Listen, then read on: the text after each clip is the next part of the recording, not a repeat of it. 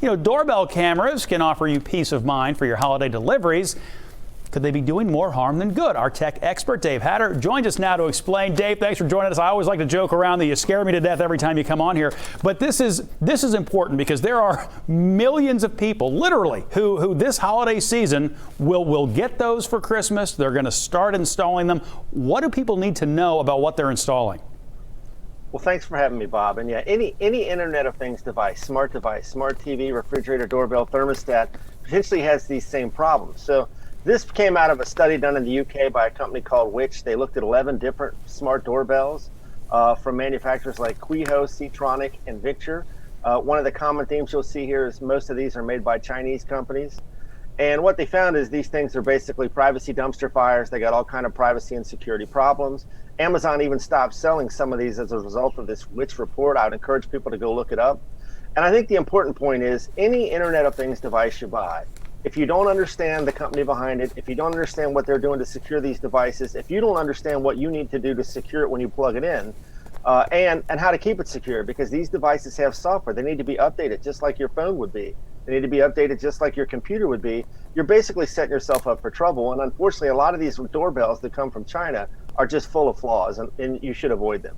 Is it the kind of thing, we used to hear stories, and we would do stories all the time about baby monitors and how people were hacking into baby monitors and they could hear what you could hear and they could see the video that you could see and that kind of thing. Are we talking about those kinds of issues?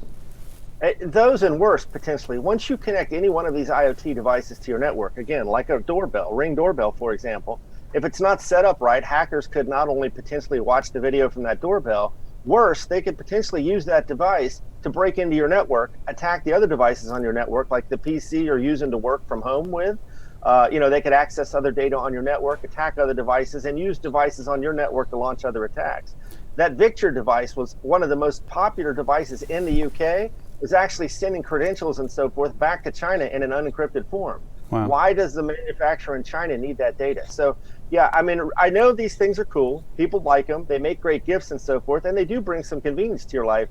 But, this is all still new, and it has all the problems you mentioned, like with the webcams, Bob. So you need to be careful in what you're buying, and you need to make sure that you're doing what you need to keep it secure. Well, and I guess it speaks to knowing what you're buying. If the brand that you know is $50 more expensive than the brand you've never heard of, there may be a pretty good reason for that. You're exactly right, Bob. And my best advice would be, if you're interested in these things, I don't buy these things personally, but if you're interested in them, use a site like ZDNet or CNET or PC Magazine or Consumer Reports, where they have editors and they have technology experts that test and rate these things. You're going to have a much higher likelihood of success from a privacy and security perspective if you're buying devices like that have been tested. So again, Consumer Reports, PC Magazine, check out their recommendations. That'll go a long way towards making sure you're a lot more safe and your data and privacy are protected by buying those recommended devices. Yeah, I've been on CNET quite a bit. They do a pretty good job. And they're telling me to wrap up. But I just want to ask you one thing, Dave. If you were to tell people who have a device like this, the one thing they should do more than anything else to make sure they're using it safely, what would it be?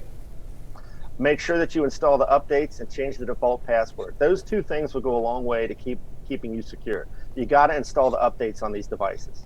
All right, Dave, we appreciate you so much. All joking aside, it's really important information that you share, and we're glad you spent some time with us today.